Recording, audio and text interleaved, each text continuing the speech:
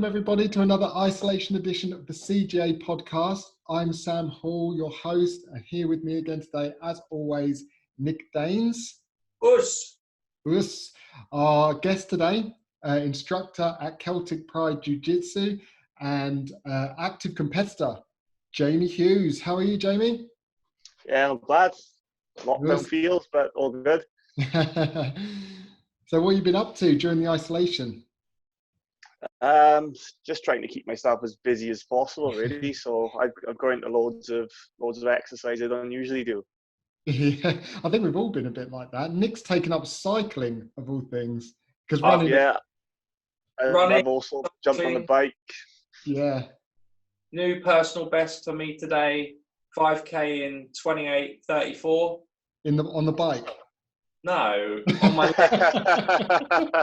My legs. Carrying around this weight, mate. I know Jamie's up to are you up to what, 100 kilos now?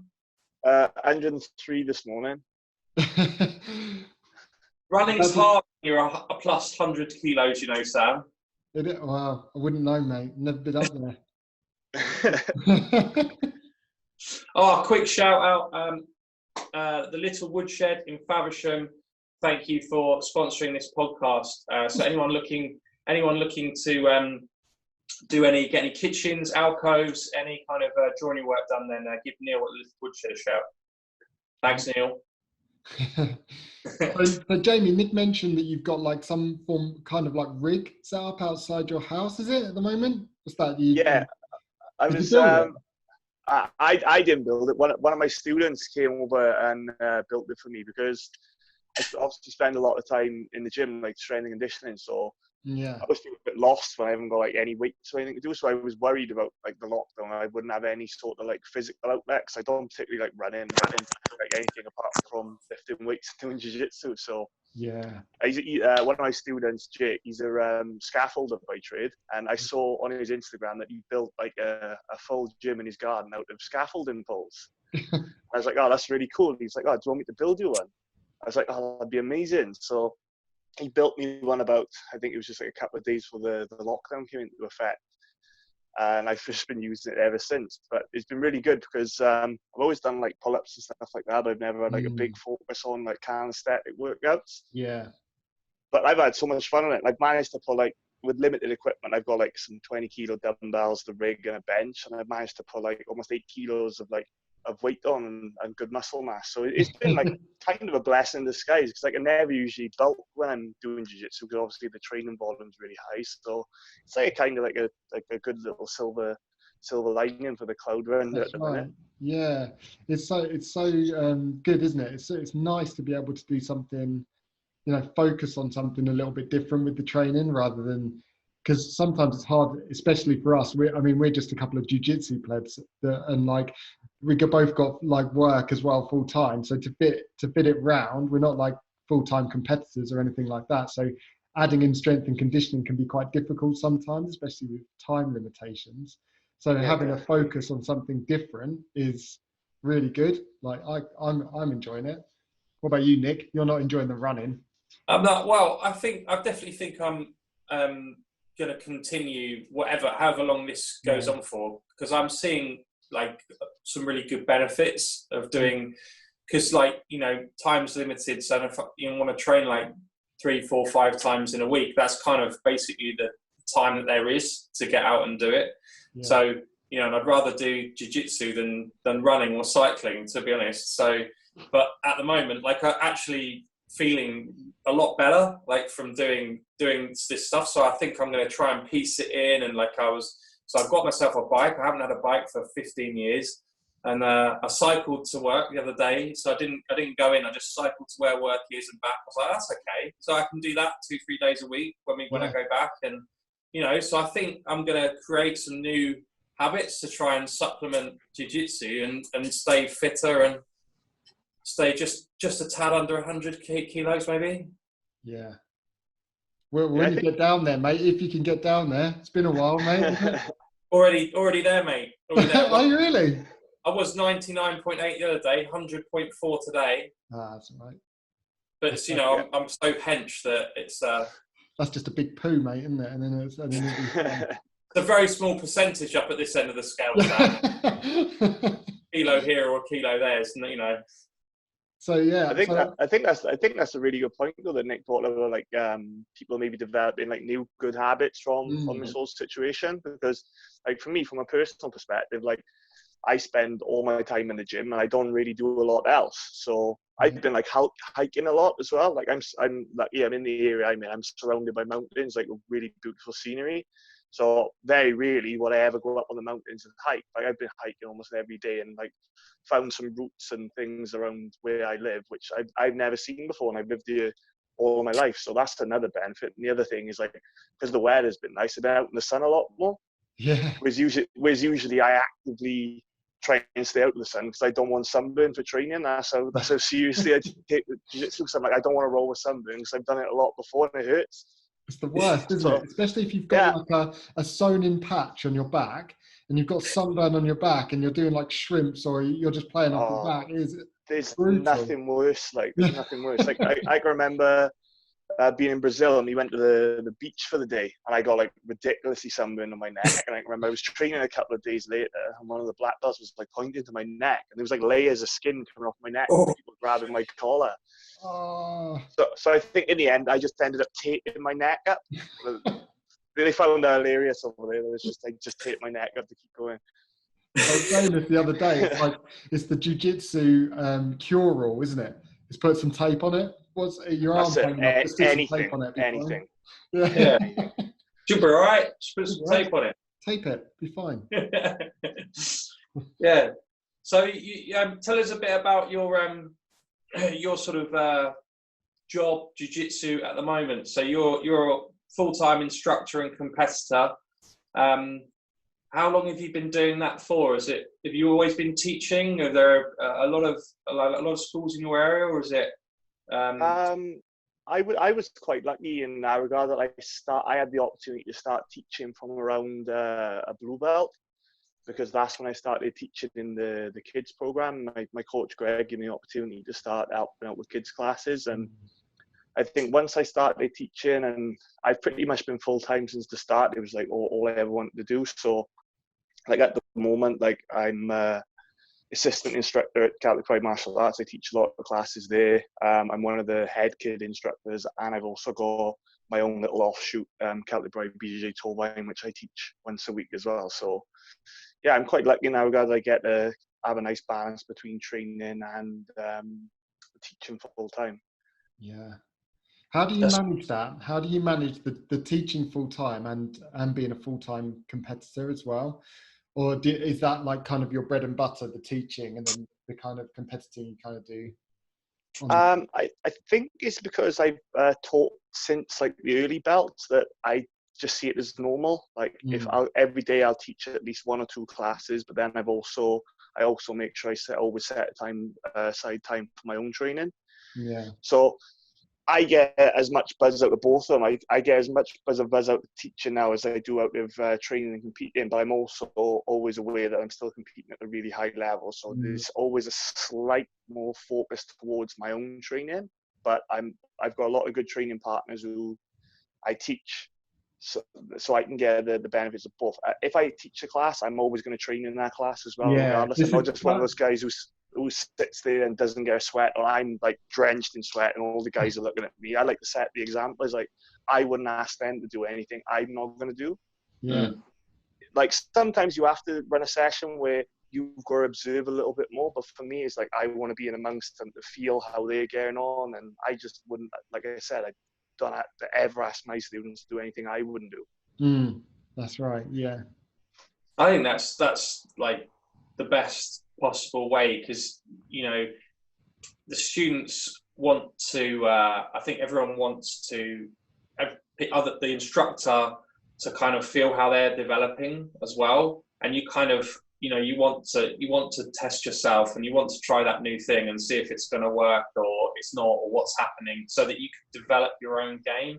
So if they're trying something and Jamie passes this way, that way, or whatever, then they're going to have to go back and try and assess what's happening. So, them getting the chance to do that with such a high level guy like yourself is going to only help people develop faster. And if you weren't doing that, then you know, they might not find the, you know, the bits that need ironing out or rectifying areas when, you know, for that position that they're trying to work with. So I think that's the ideal way to be honest. It is, but I find it quite difficult. Like if I teach during a daytime class, like and then there's another class in the evening. I don't know whether it's just I'm a bit older now. I'm 35 this year, and like if I train if I train during the afternoon, like it's hard to kind of take it easy during that session because sparring's hard, and you know, especially sparring people like Nick, it can be really difficult. So like if I'm doing that, I find it very difficult to go to the evening class and have a good session to train for myself. So like teaching the class, then training, doing the sparring afterwards. I'm kind of in two minds at the moment. I'm thinking maybe if I go back to training, do I take it easy and just kind of pick and choose my roles during the afternoon so I can have a training session in the evening that's for myself? Does that make sense?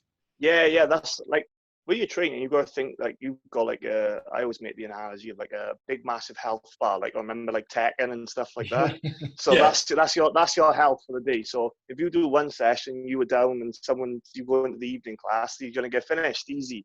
So if like for me, I do like morning classes, like a 10 a.m. class. So I go in and I'll set the drills, I'll do takedowns. We always do takedowns to warm up. I'll teach the technique, and then we do a lot of positional training as well. So I think the positional training is like not so hard on the body because you just go one set goal rather than it just being just full rounds. But I'm always aware, like if I'm coming towards the end of the week and I got like a Friday morning class and I know I've got a hard session on the Friday evening, like that's always our big no-gi session.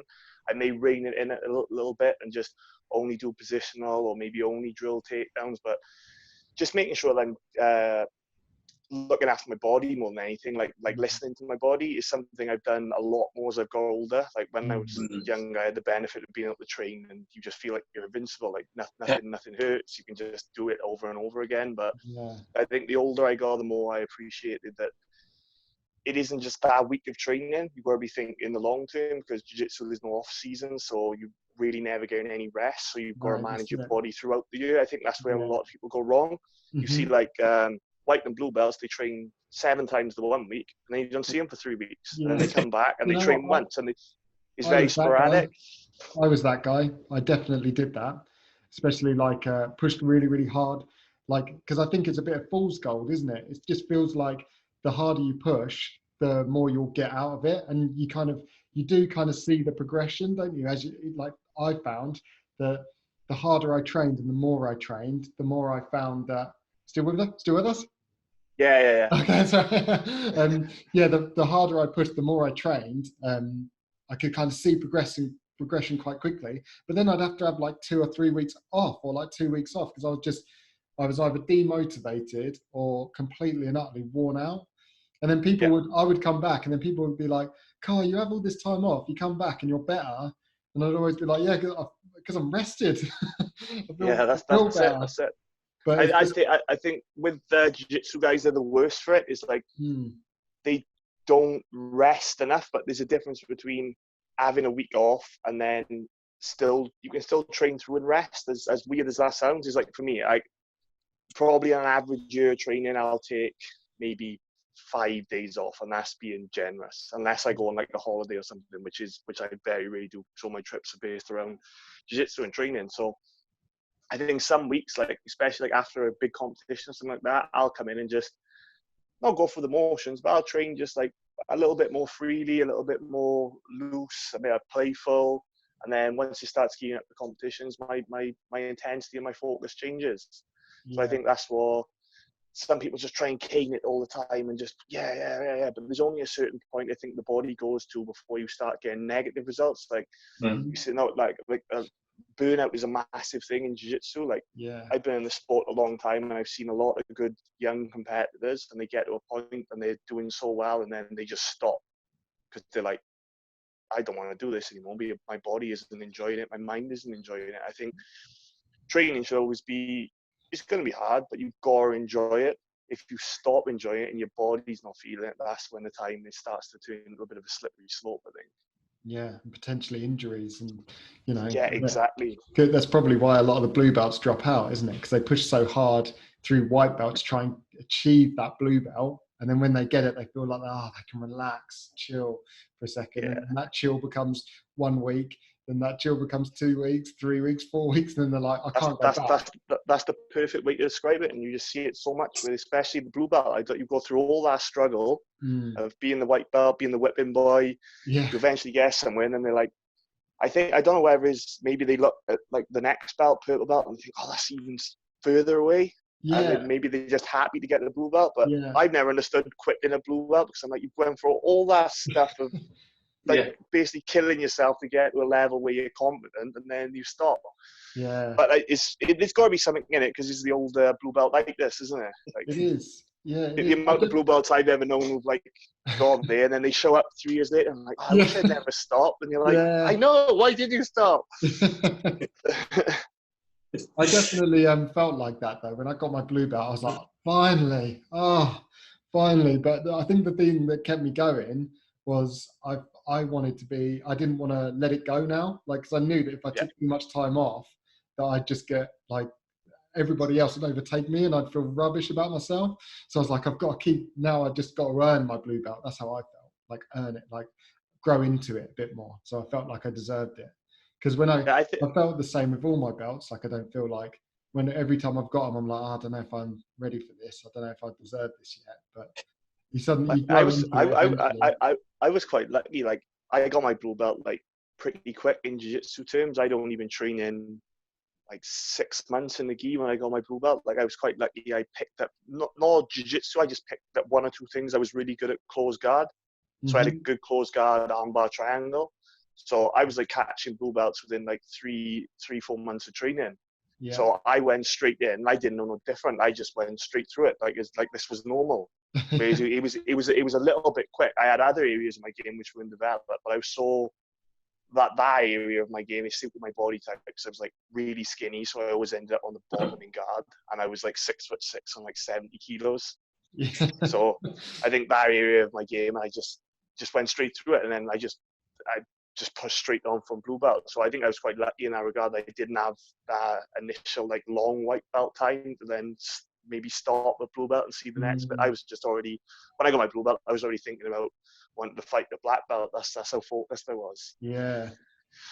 I think you're doing yourself a bit of disservice there. Like, lucky is not the word, is it? It's that's either you're obviously figured something out quite quickly, because it does take people a long time to learn those kind of, I mean, triangle armbar, what was it, omoplata, like those kind of combinations, like that takes a little while to put together. So, especially for someone just starting. Sorry. Yeah, I think it was more down to teaching as well, because I can remember the triangle on the armbar was the first thing I ever learned from Greg. Like, Greg was the purple belt when I started teaching, and I can remember he showed me it, and for some reason, like, I can remember the sparring session, he showed me it, and I hit it in the sparring session. He was like, he gave me the thumbs up, and Greg doesn't often say well done to me. Like, even 11 years later, I get like maybe 1 or 2 of those a year. So I can remember it just stuck, and like, I think it's from the way he taught me to do it, because that's always been like a big part of my game. And it's weird how like that's like my most common submission through all the belts, and it's weird how it was the first technique I learned. So maybe it was just something in that clicked initially. Yeah, I think it comes from good instruction. Yeah, there's always stuff like that, isn't there? Like, when you get a technique, something just seems to click sometimes, and then you really like it, and something works, or maybe you've made it work during a class after you've just learned it, and you're like, yes, I love this. Now I'm going to work more on that, and then you kind of seem to focus on that area. There's 100%. There's like, well, I know you probably got the same at your gym, Jamie, but we've got blue belts, purple belts, and further up that you would say are black belts in certain positions. Yeah, definitely. But like Sam Sausage is like his leg locks and stuff, from his blue belt days. He's up there with, and Timmy Grips, his like back attacks and back work is like brown black belt level. Yeah. Like it's one area that he's incredibly skillful at, and very, very good. And so these guys will catch those much higher grades with stuff every now and then as well. So it's like that real thing of everyone bringing each other's level up, no matter what grade they are. Everyone can find their own thing in their game, and once the guys start finding their games, they give the other guys a lot of trouble, with some of the stuff if you get into playing their game, like you with your triangles, arm bars within the first 6 months. If that something clicks with you and you feel like, do you know what, I like this, and I can catch it, and you're finding the little bits, you're going to give people trouble, aren't you? Anyone who starts getting like a little game plan going and stuff like that. That's probably why you went to your blue belt quick, because once you start developing a game, I think that's the first thing, isn't it? Understanding that is the white belt, isn't it? Like learning the fundamentals and starting to develop a bit of a game, no matter where that is. Well, I think so anyway. I don't know about you, Jamie. Yeah, I think that's a really good point you made though, that about like your training partners, like having those maybe the lower belts who have got like areas of their game which are like black belt level or high level. It's like I've got a lot of training partners who are like blue and purple, and I learn stuff off them all the time because I'm looking. Like I got a particular training partner, Frank the Tank, as he's affectionately known. He's probably one of my main sparring partners. He's like 100 kilos, like hyper aggressive, really good passing, but he's got this particular way he escapes side mount, which I'd never seen before, and now I just call it the Frankie roll, and I use it all the time because I'm like, it's so effective, because if you pull your arm in a certain position, like a standard side control, he's got this way of escaping. And he hit it on me like quite a few times. I was like, right, you've got to learn me that. Yeah. So I've learned it now, and now I use it, and like almost everyone in the gym uses it now, because it's like a unique way that like our academy escapes side control. So that's something I find really interesting, that you can learn something from everyone. Like we got like white belts. I've learned like little details off of foot locks, because we got like a load of white belts at the minute who are obsessed with foot locks, and they're like showing me details, and I'm like, this is really good stuff. Show me. I reckon every gym got that gaggle of foot lockers in the corner. They're like obsessing over the Danaher and that like DVDs. And then they're coming in, like you see them at open mat, and you're like, look, what are they doing over there? And there's they're in their bright spats and stuff. And that's them, yeah.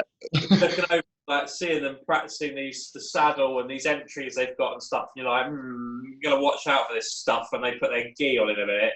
And but like people go off on these like Stuart as well is brilliant. Like he's got a really, really good kimura from like all positions, and he's catching me all the time. I'm like, right, I've got to shut that down. Like, and he will catch people in these weird like kimura positions from all over the place. It's just like on his mind the entire time. And if there's an inch, you give him an inch, he's got it, and you just think, right. And it does make you focus, like you say, because everyone's got their little thing that they like and they're working on, and like you say, you can take stuff away from everybody probably once they start adapting themselves and getting their game plan and what they like to do. Like there's a lot of people in there, if you're getting 50-50, I think, all right, that's it, like I need to get out quick. I think that's the great thing about jiu-jitsu in general, though, that like personality and individuality shines through in people a lot. Because if you were just like, as much as we love our instructors and they're showing us how to do jiu-jitsu in the right manner, not all of us are going to be the same and roll like robots. Imagine if we all rolled the same, jiu-jitsu wouldn't be fun. Yeah, exactly. Is those little idiosyncrasies of like me, I'm like quite like placid and reserved, so that kind of shows through in my jiu-jitsu often. Yeah. But then I've got training partners who are quite boisterous and loud and outgoing, and that shines through in their jiu-jitsu. Yeah. So it's quite interesting how personality shines through there.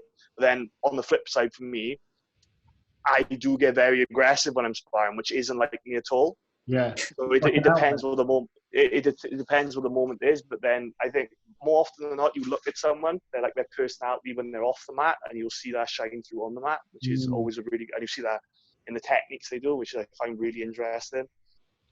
I find that really interesting as well, because sometimes you get the guys that are quiet and placid off the mat, and then as soon as you start rolling with them, they're super. They're maniacs. They're absolute maniacs. Yeah. Well, I had to like. you know, like from when I got my blue belt, and then you start like developing stuff and that, and then you go. I think everyone, like when they get blue belt, will go through that stage of being like, oh, okay, now I'll kind of relax and like roll back into a guard. And then the guy who's like rolling with Sam and higher grades and stuff, then immediately pass you, go like, oh shit, like I was just gonna like play here for a bit. And then so after like a year, I was like, right, I can't, you know, something clicks and you go, I'm not doing that. This is rubbish. So you start having, you have to put that, you know, for the next couple of years, like developing, like, right, I've got to try and put my game into stuff, because otherwise my game's I'm never going to get on to play it unless you've got put some aggression in at the right points to be able to do it, rather than being like, oh, I'll just play around here and oh no, oh god. And then exactly. Like I've seen like so many guys who are really good technical jiu-jitsu, but they haven't got that grit to go with it. I think like that's where, like, especially like top competitors, like, you know, you won't see any of them keeping it super playful. Like, as you watch like high level black belts, like, yeah, it's some pretty jiu-jitsu, but a lot of it is just gritting, gearing up on sweeps and being determined. And like a lot of my jiu-jitsu, like I always go in the back of my head, my coach Greg shouting at me, just fucking get up. That's what he says to me. Because I can remember I was going coaching cue, that one, isn't it, in tournament? Yeah, I was going through a point of like blue belt, and he said to me, you're overly technical. He said you need to implement a bit more aggression. And when I found that like nice merge of being technical and aggressive, that's when my jiu-jitsu really started to excel. And that comes from just like little coaching keys, like, not everything has to be the most beautiful sweep in the world. A sweep is a sweep. 2 points is 2 points. A submission is a submission. It's just the way you can force it with that controlled aggression, rather than being a complete spaz or being a complete wet blanket. Yeah. I think it's finding that middle ground. And I think when people find that, I think that's when you see a lot of the high-level competitors have that in common. They've got the technical skills, but they've also got that grit to go with it. Level. They extend that it's just applying that. I think it's like experience as well in the gym and stuff, and you kind of you get it like beaten into you after a while. Basically, it's going, well, like, this isn't as fun as if I'm able to get some of my moves off, and I don't want to be underneath for the entire time. So, I want to play from here, so I've got to just straight away shin on shin, get into my singlets, get to my half guard. I've got to get there quick, otherwise they're not going to allow me to do that. Yeah. It's like, and what you just said then about standing up, that just echoed there, because like I do a training set, like a private a week with our head coach, and I think Sam was doing it like that, and the Laurie's like, I'm trying to work out, so he's like, fucking stand up, and I'm like, yeah, but where do I put my foot from? He's like, just stand up, what are you doing? You know, and you stand up and you're like, oh yeah, right. Well, I'm overthink sometimes, like the technique of just doing something like stand, and I'm like, oh yeah, you just asked me to stand up off the floor. It's not like Yeah. Do you find that with teaching as well? Like sometimes people, because you're teaching a technique and you kind of want to get all the details into that technique, you find some people take it on board, and then they like kind of, I guess they're perfectionists. They want to kind of incorporate every little detail into every move that they do, and sometimes they just need to focus on what they're actually trying to achieve rather than the specifics of how to get there. So do you kind of try and instill that in your students? Yeah, like my teaching like methodology, like I teach in detail to a degree, but I'll show them like a really basic version of it, and just kind of like, I learned this off Greg, like I'll show them like a bare outline of the technique, and then I'll let them crack on and see if they can figure it out for themselves at first. Because I think some jiu-jitsu technique is overtaught to the point where the students go away and they're so worried about not taking like a correct grip or like correct position, they just frazzle their own head. Whereas jiu-jitsu simple is like the best quote ever. Roger Gracie, jiu-jitsu simple, you just got to do it right. So I think if you can show someone a good solid roadmap of a technique, let them get on with it. See if they can put an individual spin on it themselves. It's like Greg's always said to me and you got different body types. You're going to do a technique slightly different to me. He's like, I don't care. As long as it works and it's the rough outline that I've given you, that's a legit technique if you can make it work on people of your level or higher.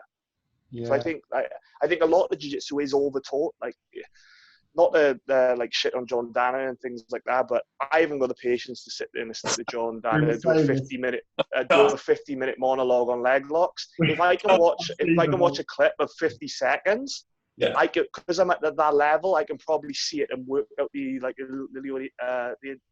intricacies of that technique. Yeah. But if someone's talking to me for 50 minutes about a technique, my mind's gonna veer off. So I think like jiu-jitsu being overtaught is a bit of a problem. Like the best instructors I've ever worked with are like simple and straight to the point. I've had the pleasure of being like a student of like Fernando Terre, Eduardo Teles, Pedro Bessa, Greg Creel, and they all teach in the same manner. Like the really obvious details, the ones you think, oh, I just put my hand to it. There's a great story Teles told me about Terre when they were training at TT. Way back in the day, and he was like, Tyler said to Terry, he was like, I can't stop Fabio Gugel passing my guard. I keep pushing his head this way and I just can't stop it. Terry looked him up and down, so pushed his head to the other side. And then Tyler said, he never passed my guard since. So it's just little details like that. Terry, like probably one of the best competitors ever, just said, push his head the other way. That's how simple it can be, and that's like the best jiu-jitsu guys in the world. So yeah. I always find literally when I'm struggling with it, because I mean everyone learns differently, I guess, and my learning is like I learn something and then I'll spend quite a long time trying that position in sparring and then coming back and going, right, I'm finding this reaction that I'm not used to, so then I'll add pieces onto that position, or so I almost, like the techniques are kind of like, submission techniques or the actual techniques are sort of secondary in a way now, so I'm at a stage where I'm much more working on like people's reactions and stuff, rather than, very specific grips and grips. But the always what happens is to do this and like people just go, oh yeah, well you just keep that grip on the sleeve, and you're like, oh yeah, like, and it's always comes across like you go, I feel really stupid for not, thinking it, but it's always that thing. If you don't know what you don't know, and someone can just point out and you go, that makes sense, yeah. Exactly. That's why it's always good to have an external perspective. Is like when you see guys who like kind of haven't got a coach, it's got to be difficult for them, because if you were trying to teach, like even me, like I teach a technique sometimes, and Greg maybe will sit in a lesson and he'll go, Jim, maybe if you try this, and like I just think, that's just so blatantly obvious. But then I'm the same with him. If I see something, I'm like, Greg, why didn't you just change the script to you? And he's like, oh yeah, that works. And I think that's being open to constructive criticism as well, which I think a lot of people, once they get to a certain level in jiu-jitsu, think they know everything, when the fact is, like, even when you get a black belt, you don't know shit. In reality, you're competent. That's what I feel. When you get to a black belt, you're competent to teach a broad spectrum, but there's fucking black belts out there who don't know how to execute a takedown. It's like I never wanted to be one of those black belts. I wanted to understand every position. I may not like every position, but I want to be able to show my students everything in detail. Whether I like it or not. It's like when guys go, 50-50, it's for pussies, you shouldn't use that. What if one of your students is quoting 50-50? You grab the ability and the knowledge to coach him through that position, or how to at least get out of it and disengage. We had this chat with Dean Lister the other day, and he basically said, like, because the famous quote of why would you ignore 50% of the body? So he's telling us about that. He's saying we was a purple belt at that point, talking to John Danaher, and he's basically looking to exploit areas of people's games that they're not working on. Like, so if they're not doing that, I'll do that, because I'm more likely to submit them by doing it. It's sort of simple as that. Like, where are the weaknesses in people's games, and I'll try and exploit it. So if you just ignore darce strokes, for example, you're going to get darsed all the time. Exactly. You've got to understand it to be able to defend it. Yes. Yeah. Otherwise, you can't get any of your game off, like, at all. If someone just gets you in these positions, like 50-50 is bloody difficult to get out of. If like, you're going to find yourself getting leg locked pretty quickly with someone very competent in that area, and you might not get to do anything. Yeah. You know, so it's irrelevant how good you are in deep half or, you know, from the back and stuff if you can't get out. But it's funny you mentioned Dean, because I actually lived with Dean for a month about 5 years ago. I stayed at his house in San Diego. Wow. So I had a lot of these conversations with Dean, and like I was training with him and Jocko quite a bit, Jocko Willett. Yeah. Oh, amazing. And Maybe maybe answer one question that Dean didn't quite answer for us. I want to know what time Jocko goes to bed, because he's always up 4 a.m. See his watch on Instagram. I'm like, mate, you might be working at 4 a.m., but when did you go to bed? Because I went to bed at like 11. So Jock was the type of guy, like he's literally in bed by like 9:30. Right. But Jock, like the what you see on his Instagram, like you think, oh man, this guy's like super intense, super serious. Like when you meet him, he's the loveliest guy ever. Like just watching him play with like his sons and stuff on the mat, you think, fuck yeah, this isn't like this serious like Navy SEAL. But like he just goes to show when he switches on into business mode and what his career is, he's very, very focused and single-minded. But then once he's away from that, you couldn't meet a nicer guy. yeah. Same thing for Dean Lister. People's got this like thing of Dean Lister. Oh, this guy is breaking people's legs off. Nicest guy you could ever wish to meet. Scott will do anything for anyone. Yeah, he seemed real nice. He seemed really nice. When we chatted to him for about an hour and a half and whatnot. And like, yeah, he seems just like a real chill, cool guy. He's fascinating. Like one of the most fascinating human beings I've had the pleasure of being around. The guy speaks like 7 languages. Wow. He's a great storyteller. Like he told me like all the stories about like when he won his first ADCC and how he was like sat in the crowd and wore his Vale Tudos to the event just in case he got called into the absolute, and he was like a spoonful deep into an acai bowl and they called him onto the mat, and then he went on and won the ADCC absolute title. And it's like, he's listening to those stories from someone who was like kind of a hero of mine. That was really cool. Must have been amazing. You just like going, oh, tell me what. It used to be brilliant because like I wouldn't see Dean that much through the week because obviously he travels for like seminars and teaching a lot, but it was always a Sunday. He'd come into the house and he'd be like, I'd be beat up from training from like being at Atos and Teles's for the week, and he'd be like, do you want to go train? And I'd always be like, yeah, even if I was dying dead, because I basically just got to roll with Dean Lister one-on-one for like hour, 2 hours at a time. Yeah. And it was crazy. Like at that time I was like a purple belt. I was like, oh, this is crazy. Like this is the ADCC absolute champion. I'm just getting to roll with him whenever I want on a relaxed Sunday session. I was going to say, this is what like I think a lot of like in our sport, we're very lucky because the literally world champions, you know, the top level guys, you know, anywhere are accessible to, maybe not to go and live with like you've done for anyone, but you know, in real terms, you can go and train at these guys' gyms. They're going to be teaching. They're going to be doing seminars. You can have contact with them. I'm sure it happens in lots of other sports as well, but certainly for us, with everyone, you know, the passion for jiu-jitsu and the history and all this and that, you can travel the world. Jiu-jitsu, the language of jiu-jitsu translates everywhere, and you can train with, you know, anyone, literally. Like, it's, to me, that's pretty amazing. But it also sort of, everyone's human. They're all just guys, they're all girls. We're all just normal people who love the same thing.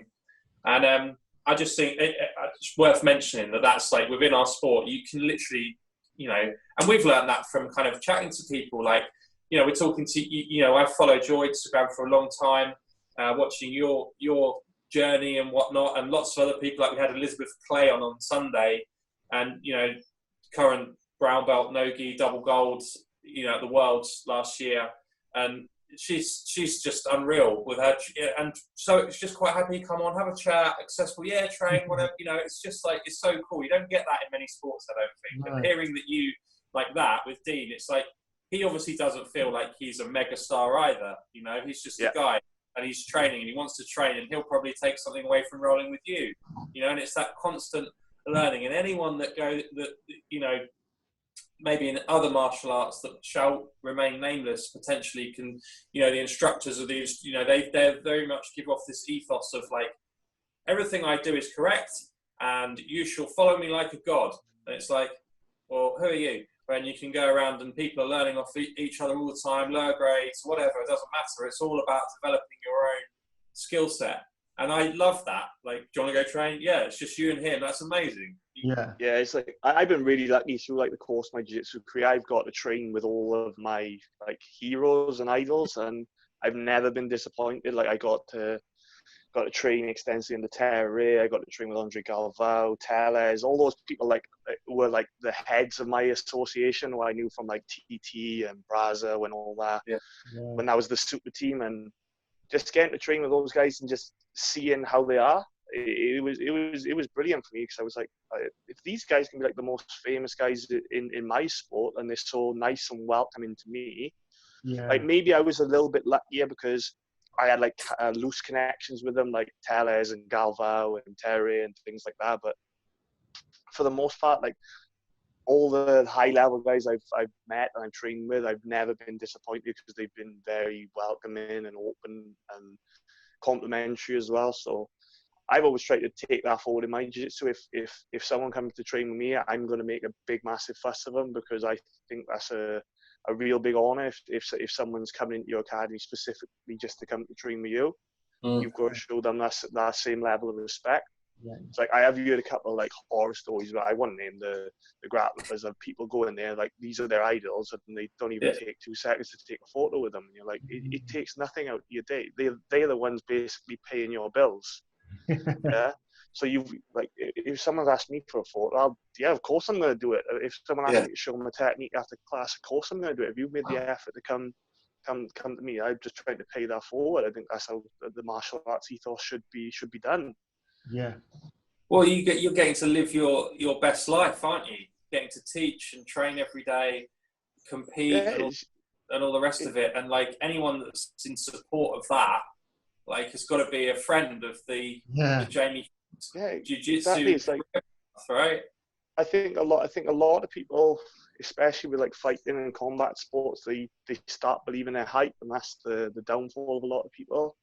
It's like at the end of the day, you even see people like I don't know, like a Gordon Ryan, like some of the stuff he comes out with. You're like, you can't be speaking to people like that. It's like you were famous in a very, very niche sport. So your fame extends very, very like small reaching. Yeah.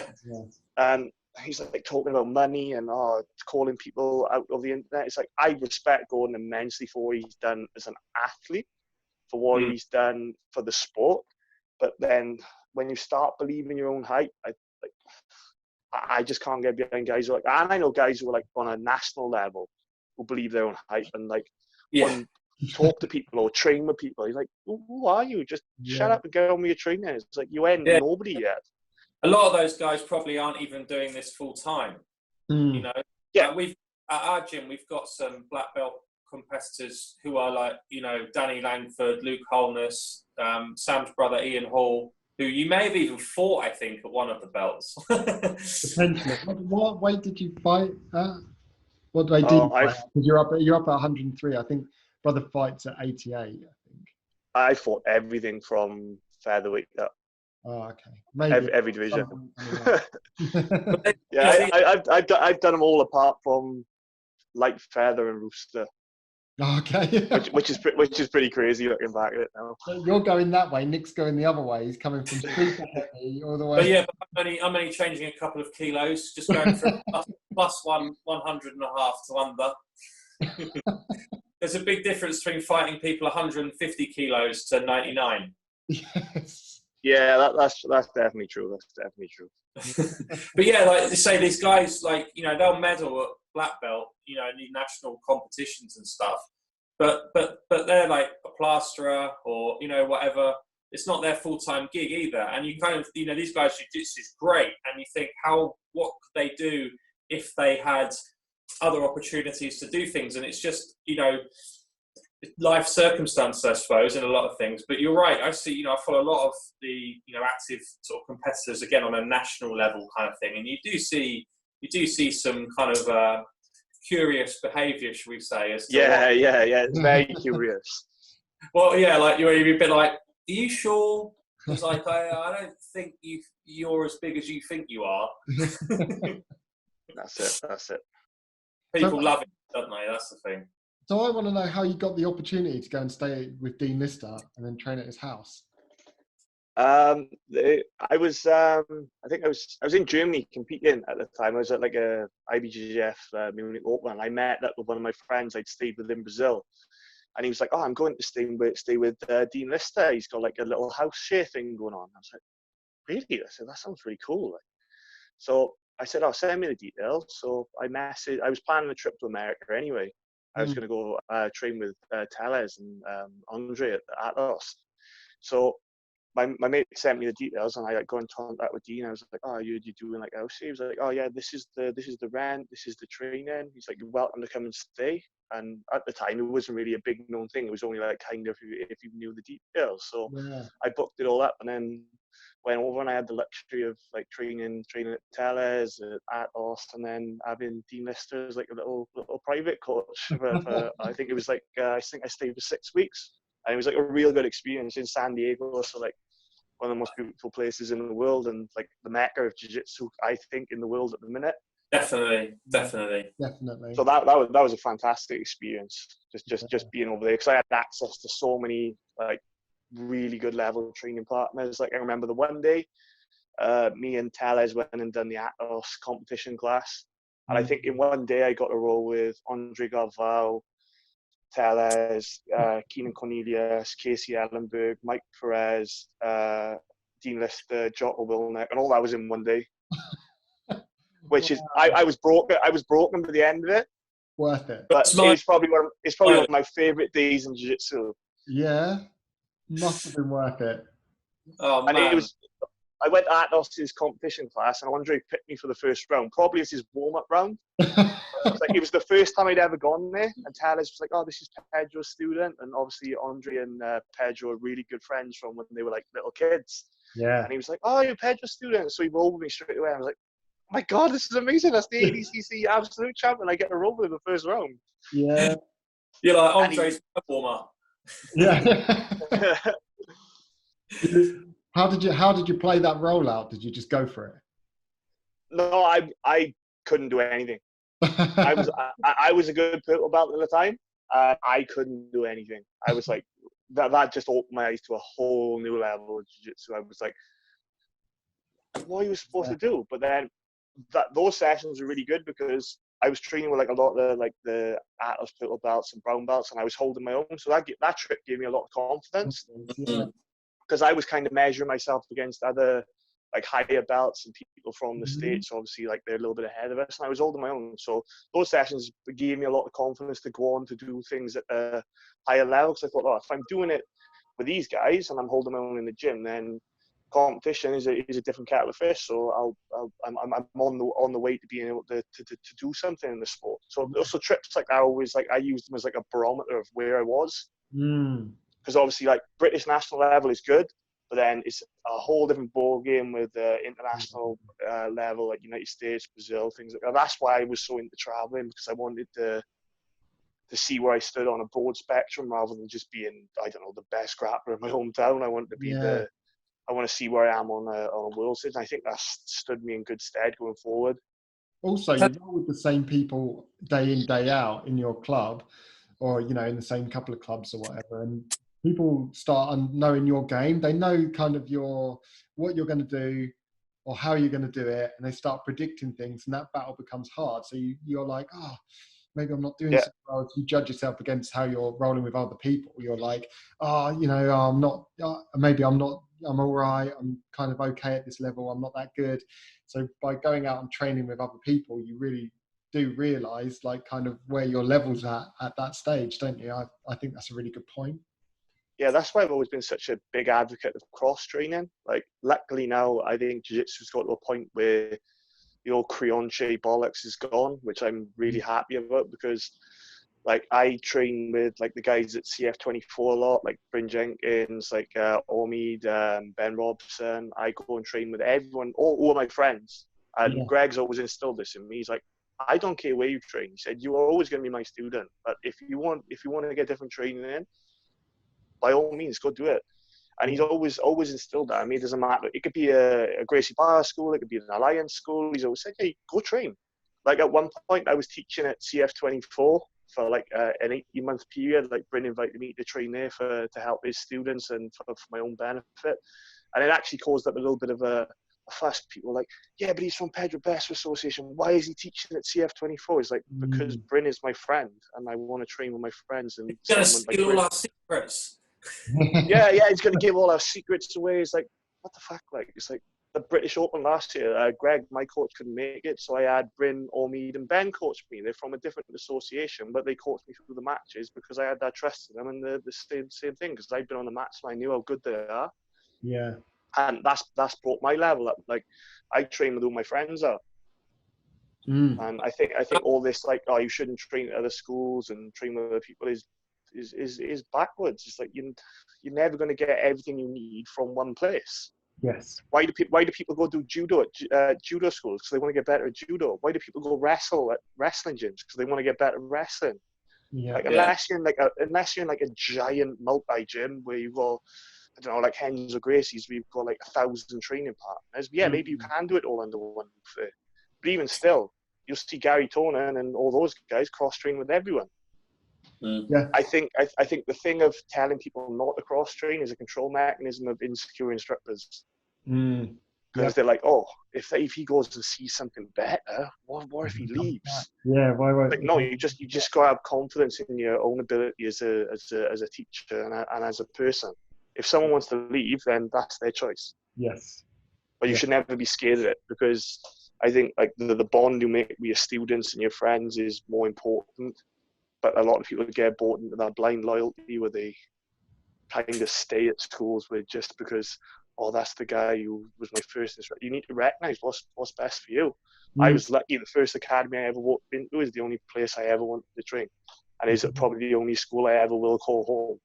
But a lot of other schools are like my second homes, like CF24. I'm always welcome there. There's a million other schools across the world which I can walk into and know I'm going to get good training and be accepted as one of the as welcome as any other student did.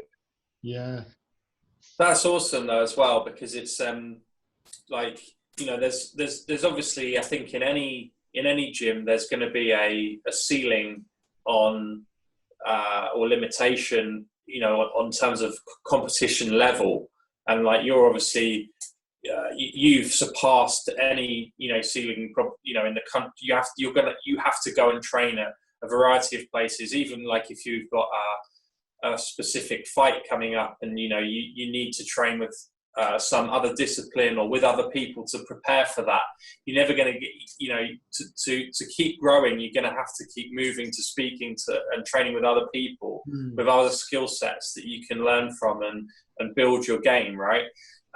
So I completely agree with you. And I think I don't know if it's just the UK, but we seem to have that mentality across the board of this kind of like, we're lucky our gym's not like that, you know, and lots of us go and train in different places and like to have friends at different gyms and all the rest of it.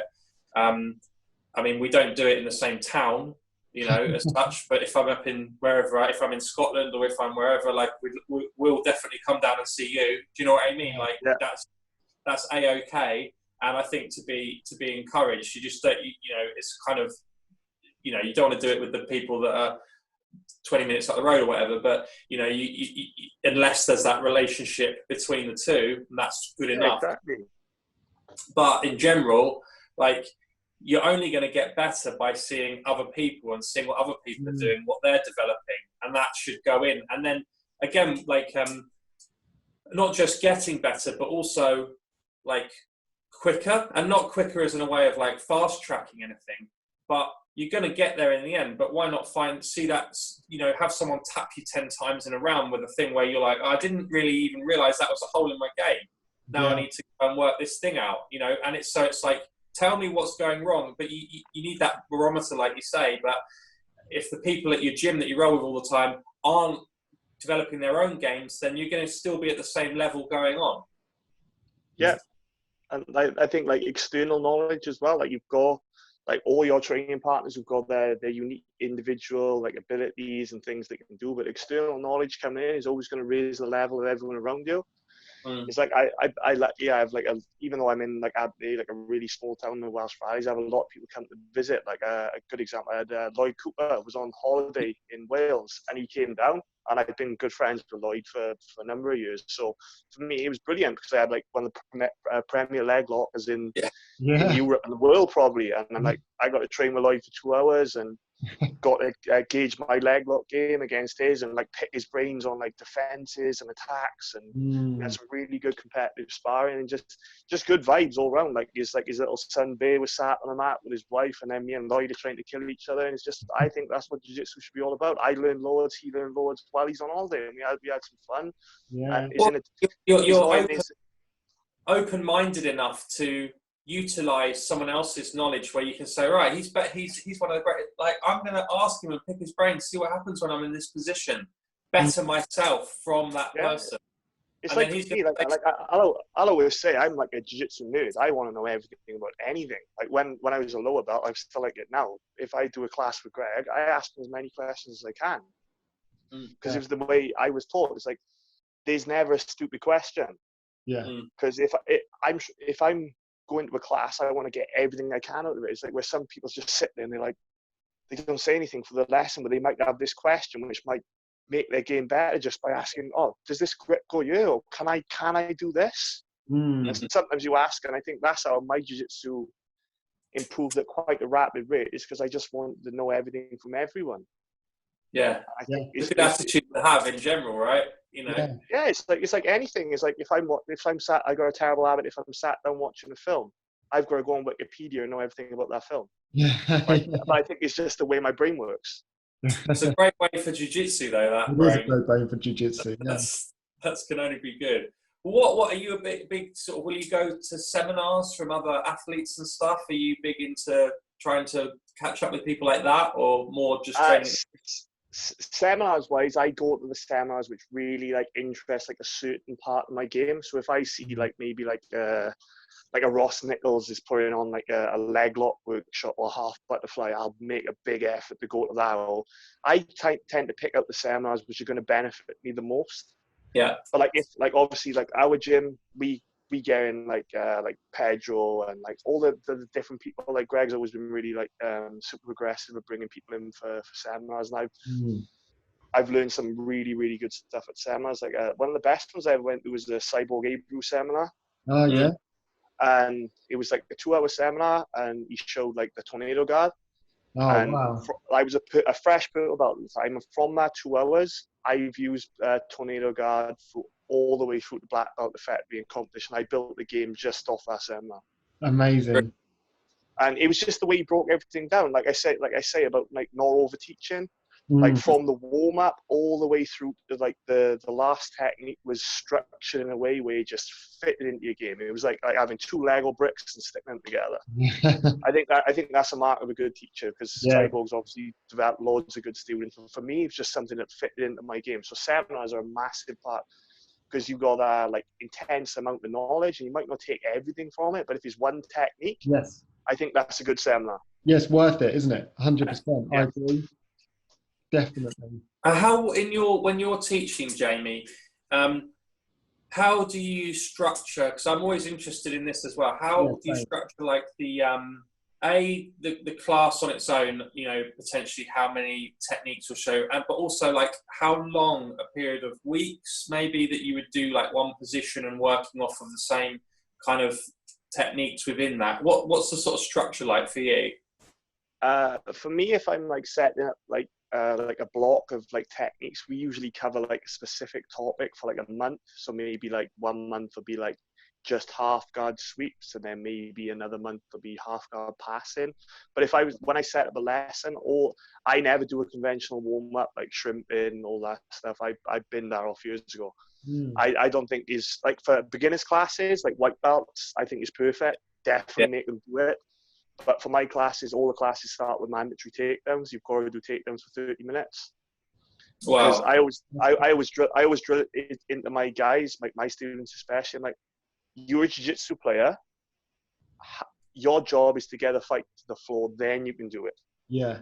So if you haven't got any takedowns, you're fucked. Yeah, you don't want to be. I always think to them, you don't want to be that purple belt who doesn't know any takedowns, because all you've got the option to do is pull guard. And the one day you'll fight someone in competition who's really good at guard passing, and your best chance to win that fight is going to be from the top, and you have no way to put it there. Yeah. So I make them do it because, like, I'm a judo black belt myself. I've like wrestled a lot for MMA and things like that. So I've got a decent understanding of the takedown. So I try and pass on that knowledge the best I can. Yeah. And it isn't like, oh, you've got to do this many reps. It's like, no, I'll show them like we do like a takedown of the week, 2 or 3, like different grips, like single legs, sometimes some judo, sometimes some wrestling. And I just let them crack on with it. Get as many reps in, as little as you want, but get comfortable with it. And I'm lucky now. I've got a group of like white belt students I've been coaching for like 18 months to 2 years now. Who, when external color belts come in, they fuck them up standing because they got the understanding of grip fighting. And they like to launch people on their head, which I'm a big fan of. I love that. But that again comes back to wanting what I think jiu-jitsu should look like, and what you should be able to do everything at a decent standard. You don't have to be world class everywhere, but you should be able to throw someone. You should be able to pass guard. You should be able to play guard. You should be able to do everything. You don't want to just be that guy who can only do a footlock. Yeah. Like, we all know the guy who's a footlock specialist but can't hold mount for coffee. That's it. Or the guy who can hold mount all day but can't submit anyone. I think you should always be moving forward and being progressive with the jiu-jitsu. It's like, for me, I want to be the best at everything. I know I'm never going to be the best at everything, but that's what keeps me driving on. Is that like chasing the last percent? That's like the motto of the 9-9 team. It's like always chasing the last percent. There's always a percentile which you can get better. Yeah. I've got a theory on that as well. Like, so on why some people will stop training, and my theory is that some people have got an attribute that lends itself well to jiu-jitsu or anything. For example, say they're super strong, so they go from white belt to blue belt utilizing their attribute, and then once they get into the color belts and other people catch up with better technique, they don't like it, and they stop coming because their attribute becomes less and less relevant to the standard they're at. And they don't know how to progress. They don't know how to progress because they've had it easy for a while, like say a year, 2 years, 3 years, whatever, and everything will work, with the limited techniques. They've got a great particular pass or a great submission from X, Y, or Z position, and then everyone else will catch up, and then they find it very hard then to understand that actually you need to like the classic example is like a big guy who will be on top all the time but doesn't learn anything off their back. Yeah.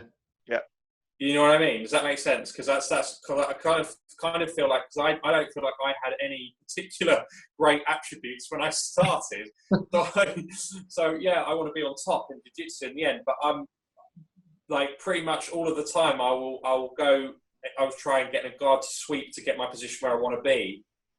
So I'm much more confident on my back, I think, than a lot of people my size, and you may find that as well. So you'll find lots of people who are wanting to wrestle with you and stuff, but if you assessing it in comps, because watching your competition footage, like, you can throw people on. I mean, lots of people will pull guard against you anyway because they don't want to be thrown on their head. But at the same time, you're quite comfortable to do that if someone's a really good wrestler, or you're worried about that as well. So the versatility in there is interesting. So that was 2 points really. But does that make sense about if it's almost like I see it as a slight disadvantage if you've got a super duper attribute like super strong or whatever. I think it's a disadvantage to your learning. Yeah, I think that comes back to like when you've got guys like now maybe like start and they have like this rapid bit of development because they're maybe super quick, all their training partners. But I take my school as like an example. I've been there since day one, since the school opened, and I've seen every one of my main training partners come in not having a Scooby-Doo out to do jiu-jitsu, and like 11 years later, they're my toughest training partners. They tap me regularly. They pass my guard. They beat me up. Like for some people, that's hard to take because you're like, I was there first. I was there first. But it isn't that. It goes to show that the school is at a good level, and you were doing a good job because your training partners are constantly catching you up. I think it's terrible if you just go, you were here, and these guys are always there. Mm-hmm. Yeah. It should always be like, they should always be closing the gap. I always tell my students at the end of the class, I always make a little joke about it. I said, my goal is to get you guys to a level where you fuck me up. Yeah. Because I know the day that happens, I've done a really good job. Yeah. And I know they're going to be pushing me because I just look at all my students as like my next batch of training partners. Yeah. They're the ones who are going to be pushing me for years, and I'm going to spend all my best time with and all my best sparring. I think that's where people go wrong. They see someone improve at a fast rate, and their brain can't handle it. Where that's like the wrong way of thinking. Why are you focusing on that person when you should be focusing on yourself? Yeah. Your personal development, if you focus on getting yourself better, that will positively impact your training partners. Yeah. I remember Timmy, Tim's like, he's used to do a lot of climbing. He's got incredible, well, used to have, I think his fingers are a bit buggy, but he's cool. Timmy grips, because he's got great grips. He's the guy who's amazing on the back. I remember him when he turned up, and I didn't really know him, and he's sort of white belt, and just choked me from his guard. I was like, right, I think I need to train with this dude. And or you can go, I'm never training with him again. He just choked me out. Who is he? Some white belt. And it's like, yeah, no, actually, he's really, really good. That's a fantastic point about coming back to training partners. Some people will actively avoid the tough rounds. They're like, because they create this facade, like, oh, what if the other guys see me get tapped by this guy? It's like, that's what the fucking training room is for. Yeah. Competition is where you suck up your pride and think, yeah, no one's tapped me in competition. But the training room, if I look at the biggest, toughest guy in the room and think, I'm sparring with him tonight, which is usually my coach or the 6'6", 150 kilogram blue belt. I want to train with him. I want to get the hardest rounds in, because I could easily, as a black belt, go, oh no, I think I'll just train the 70 kilogram blue belts and make myself feel good and helicopter armbar. No, I want that monster purple belt to bury his chin underneath my chin and make me uncomfortable. Because you've got to get uncomfortable, be comfortable being uncomfortable. So I think once you get that, jiu-jitsu becomes a lot easier. It's a great. Well, you also you become accustomed to it. I've been and I injured my back a couple of times and things, and then you worry about this and that. And I've been training with Darren at our gym. He had a time off with a big injury, and he's super strict, but he's incredibly good, very technical, very strong, all great stuff. But his game's completely opposite to mine. So I love sparring with Darren because it tests out my game, because he's so good at his game that it kind of, we're both trying, and so you don't worry about the levels or anything. It's just, how am I improving against the way Darren does that? Am I improving against Kane tries to his passing game, really athletic, this and that.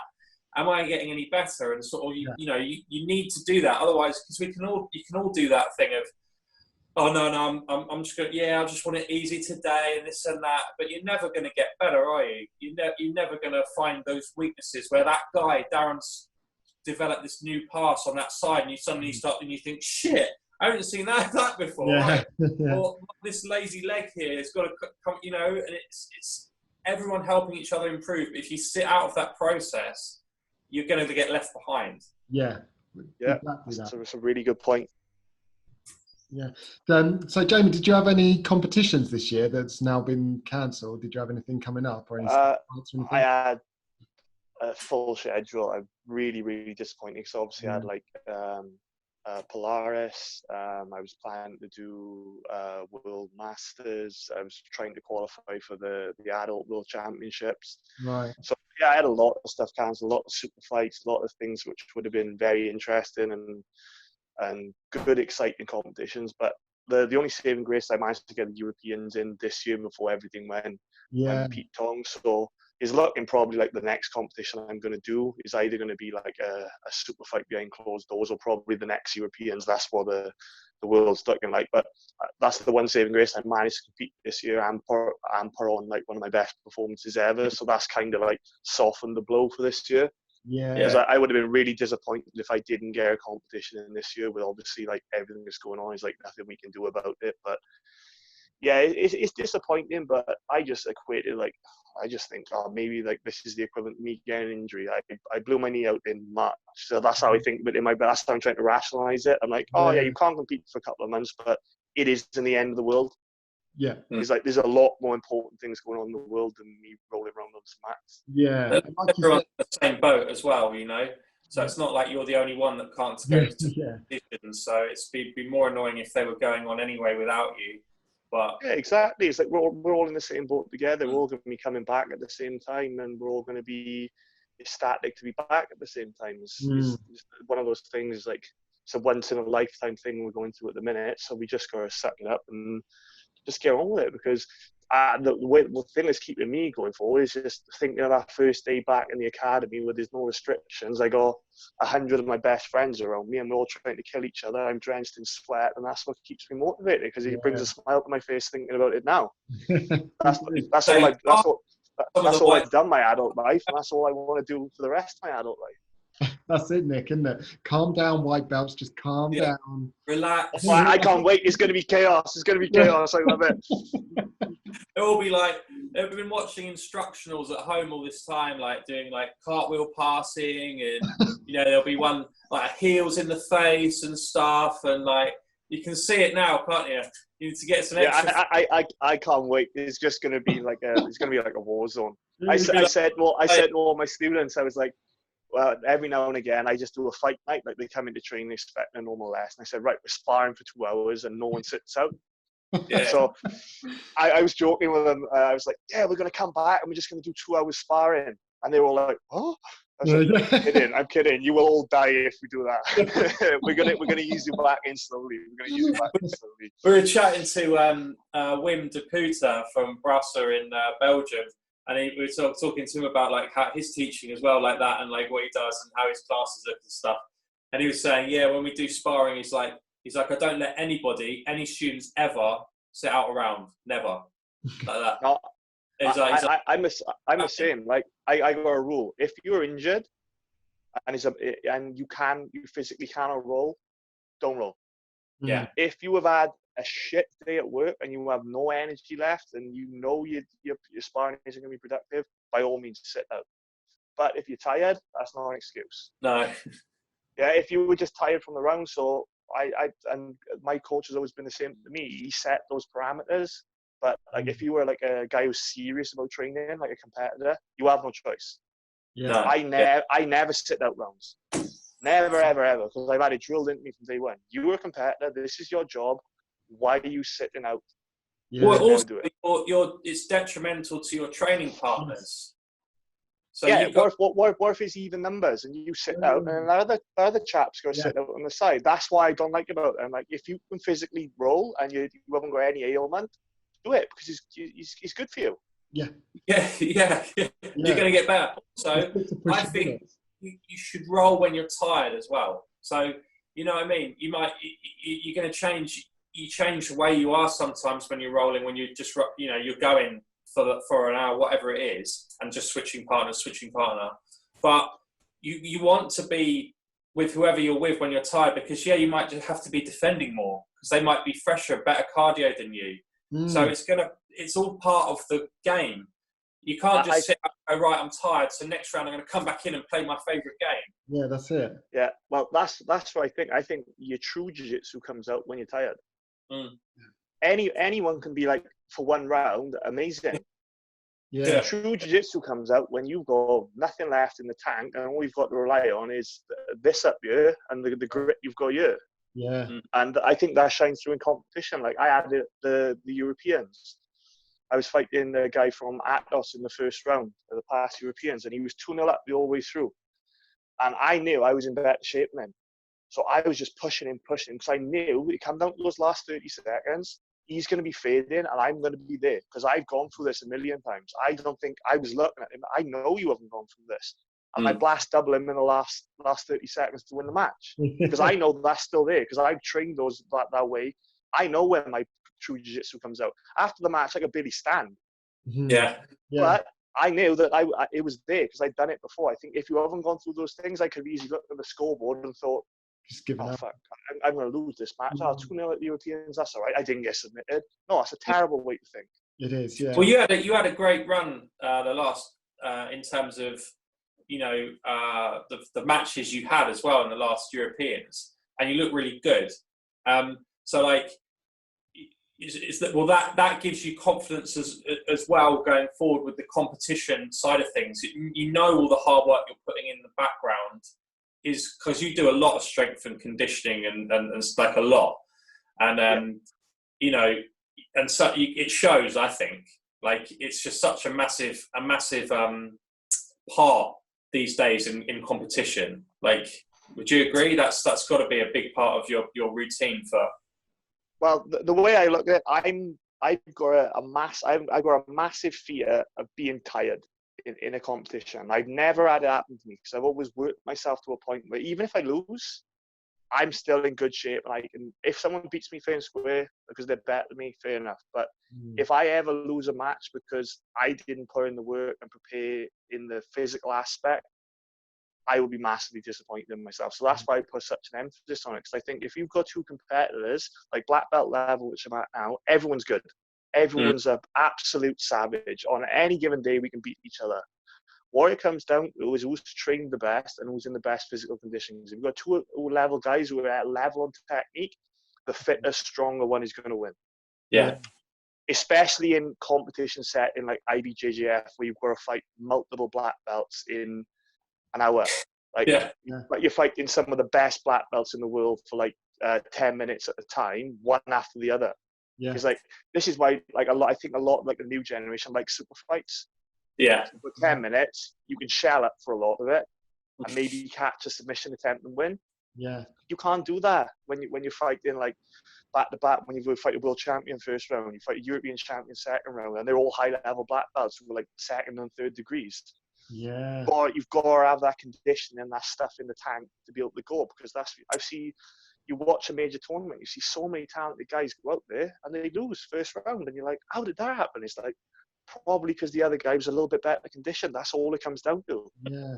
Do you think there's sometimes a bit of like what I call the John Jones effect, where some people give themselves an out, maybe like don't train as hard, take it like slack off a little bit, because then when they go in there and say they do lose because they don't feel like they can win, and then they go, it's because of that whatever happened last week, or they've given themselves like the out before they've even stepped on the mat, rather than trying to put, or like you said and like you do, you put that effort in, so when you go in there you can give it everything you've got, and then that's the best you can do. Like if you lose fair and square, then you lose fair and square, but at least you've everything you've got.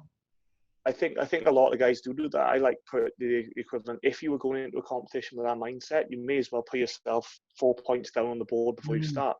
Yeah. That's essentially what you're doing, because you were saying that if that guy starts getting the better of you, you've got maybe, depending on what belt you are, 5 to 10 minutes to implement your game and get everything done.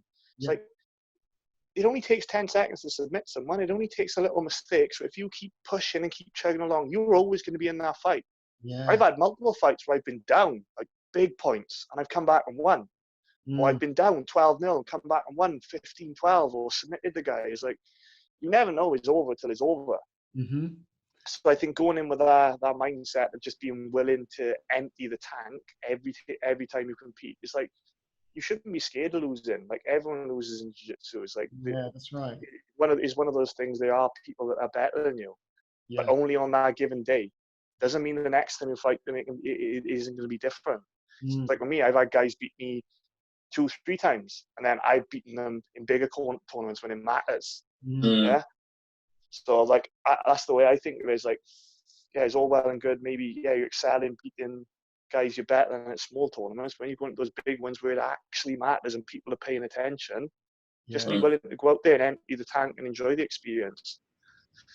Like the last Europeans is that I've competed, I don't know, like 500 matches in jiu-jitsu, and that tournament was the most I've ever enjoyed a tournament, because it was the first time in my career I fully appreciated everything that was going on. I was laughing, I was smiling, it was all my friends were there, guys in the crowd, I had my coaches cheering me, and I put on a really good performance. It was like, oh, this feels great, because there was no pressure, and I was just like, this is what I've worked so hard to do.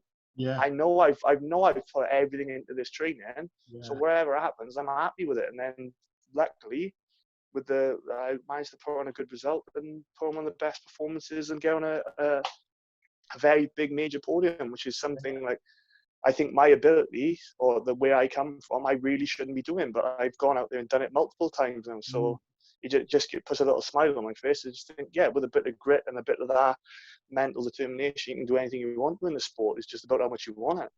Do you think that's how you kind of deal with the mental preparation of competition? Is like knowing that you've done, or the preparation beforehand, knowing that you're putting in all the work, kind of helps you relax when you actually get to the tournament, because you know you've done the work before you get in there? Yeah, it's because like, if you go to a tournament and you know in the back of your head you've had a couple of days off, or you haven't trained as effectively as you can, it's gonna have some sort of effect on you. I think I stand in the bullpen at major tournaments and I look around and I'm looking at, like, you've got like Nelton Pontes next to you, like 3-time European champion, and I'm looking at world champion next to you. I'm looking at all these guys and you're thinking, you know what? I'm fucking better than all of you. And I might not be, but unless I've got that in my head, because I've done everything in my power. What have you done?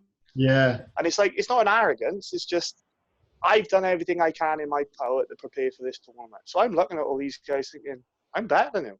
Yeah. Not in a nasty way. It's just I'm going on that mat thinking, I'm better than you. I don't think you've worked as hard as me. Yeah. And I think it's just it's with competition. Mindset is a massive part of it. Look at the amount of talented guys you know who go to competitions who are amazing in the gym, and they look like shit in competition.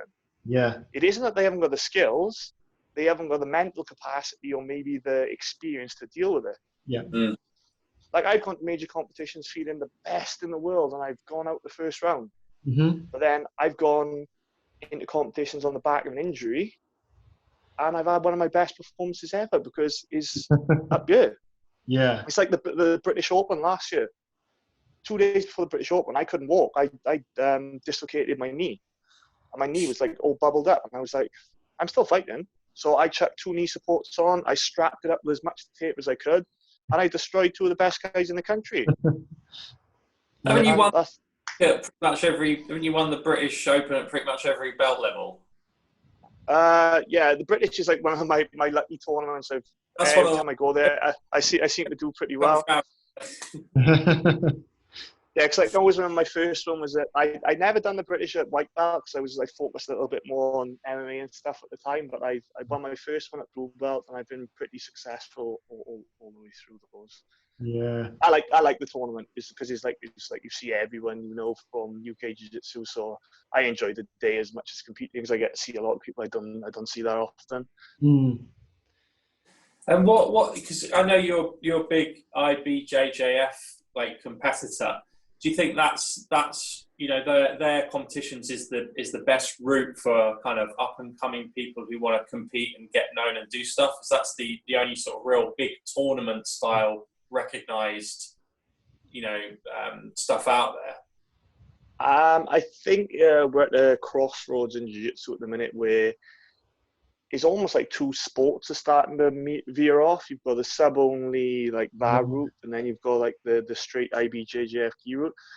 I've always tried to compete in everything. Like, I do like IBJJF, but probably the last 2 years I've competed more sub-only, like, ADCC rules. But I like to do them all because I want to be the best at them all. Yeah. Like, you see some guys, they only say, I'm only fighting 10 minutes sub-only with heel hooks. Yeah. Well, you're scared to do points, Or vice versa. Oh no, I'm not fighting the heel hooks. They're dangerous. Yeah. It's like I want to be the most well-rounded grappler I can. Yeah. So if I'm looking at like my CV, like as a grappler, look at my CV. I've done everything. I've fought sub only on Polaris. I've done it on Grapplefest. I've done world championships in the gi. I can fight any way you want me to. Yeah. I don't ever want to be one of those guys who just goes, oh, I only do no gi because gi is unrealistic. No gi, you're rolling around on the floor playing footsie. That's unrealistic. Jiu-Jitsu is unrealistic. Unless someone punches you in the face, that's realistic. So I'm very like pragmatic the way I look at it. I love all the rule sets. I think they're great. I think they've all each individually got their they're challenges, which is the biggest thing for me. It's a challenge. Yeah. I only compete because it's a challenge for me. It's like if someone asked me to fight, I don't know, like the Bedfordshire Open, it's like I'm not going to get hyped for that. Like I've done a million of those tournaments when I was a white and blue belt, and that's not knocking it because they are great experience tournaments when you're white, blue, purple. Yeah. But I'm at that point in my career now. I want someone to come and say, "Do you want to fight this 3-time world champion? 20 minutes, no time limit?" Yes, I do. Yeah. Yeah, that's what it is for me now. Like wins, losses, medals, they come, they go. It's all about the challenge. I just love looking at someone and thinking, there's a good chance I could lose this match, but if I win, yeah, exactly. I think that's where people go wrong a little bit. They worry too much. That's just the perfect attitude, in my opinion. That's exactly like what you want to hear. Because, like, you know, we're talking about you know, training with your heroes and things like that. There's a lot of people that follow you and look up to you and what you're doing as well.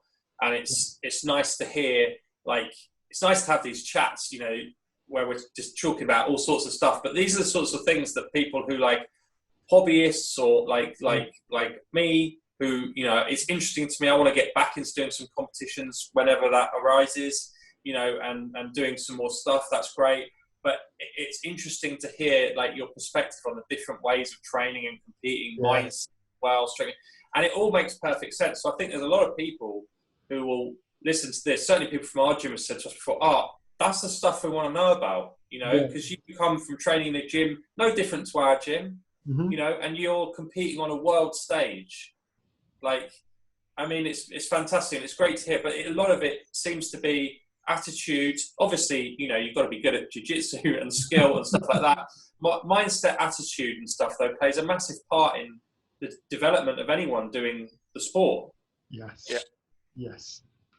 But I think I was lucky in that regard with like my coach, like Greg. I credit him with like all the success in my career because he made me fully aware. He was like, "Look, you live in a little small town. You've got a limit." At the time, I had a limited amount of training partners. He was like, "For you to get where you want to be, you need to sacrifice a lot of things. You're going to go without a lot of things. You're going to have to give up a lot of things, and you're going to have to work twice as hard as everyone else." Because he said, "You're not physically talented. That's not there yet." He said, "So what you need to be is the hardest worker in the room every single time you step on that mat." Yeah. And I've always taken that forward. And he's always said to me, he's never let me, he's never pandered to me. He's never told me, "Oh, you're the greatest, you're going to be this, you're going to be that." He's like, "No, you got to work hard." And he gave me that outlet, and he gave me opportunities to obviously teach and work in the academy and things like that. But he always made me demanded perfection of me. I think having someone like that who was tough on me, because he is tough. He's essentially like my gym dad. He's like, he's nice when he needs to be, but most of the time he's a bastard to me because he's. It's probably what you mean, though, right? Isn't it? Yeah. But like Greg's very intelligent when it comes to coaching. He knows what his students and athletes need. He knows that's the type of coaching I need. Yes. Whereas another student, he's super nice to him, and I look over and I think, he's been really nice to him, but then I know what's good for me. So I credit him with all my success for knowing how my mind worked to get the best out of me. Yes. And I think his coaching and the way he approaches jiu-jitsu, he gave up a lot of his jiu-jitsu so I could excel in my jiu-jitsu, if that makes sense. Yeah. Like if we were preparing for a competition and it was a straight choice between Greg going to Worlds or me going to Worlds, he was giving me the money he's worked hard for in his other job for me to go to Worlds, which is something I'm never going to be able to fully repay him for because he's never asked for anything back. All he's asked for is just that I work hard. Yeah. And I think that's where my appreciation of the sport and the art and wanting to give something back has always come from. Because he pushed me to those levels and he gave me the tools and it was just up to me to put the work in. Yeah. Yeah. That's awesome, man. Really awesome. Look, Jamie, thank you so much for coming on and joining us and chatting and being so open and having a good chat. Hopefully you enjoyed yourself and you'll come back and chat to us again at some point. Yeah, definitely. I enjoyed it. Where can people find you, follow your socials, things like that? You can follow me on Instagram, Jamie Hughes BJJ. That's the one I'm most active on. I do like Instagram. I always put like lots of content up, like strength and conditioning, training, like probably memes about dogs and cats, feel like that sort of thing. So yeah, if you can follow me on there, that'd be appreciated. But yeah, thanks for having me on. I really appreciate it. Any shout outs for any sponsors or anyone like that? Yeah, my biggest motorsport sponsor, Tatami Fightwear. They've been supporting me through all my jiu-jitsu career. UK-based brand. They support a lot of other athletes. They do amazing, wonderful things with the sport, and they supported me immensely throughout the career. So just a big shout out to them. My gym, Celtic Pride Martial Arts, Polaris and Figure, 99 Jiu-Jitsu. My supplement sponsor, Gain Nutrition, local company here in the Welsh Valley, has been supporting me for a lot of years, giving me all the supplements I need to keep me training. Other than that, I just want to shout out my coaches, Greg Creel, Pedro Bessa, Eduardo Tellez, my strength and conditioning coach, Rhys Jones. Yes, a good shout out, really talented strength and conditioning coach who's working with a lot of top Welsh athletes. So yeah, shout out to those guys because they're really important to me and they deserve the shout out. Awesome. Awesome, man. Thank you so much for coming on, Jamie. It's been awesome. It's been really, real pleasure talking to you. Thank you, guys. I really appreciate it. Thanks. Awesome. Oos. Okay, it's all done.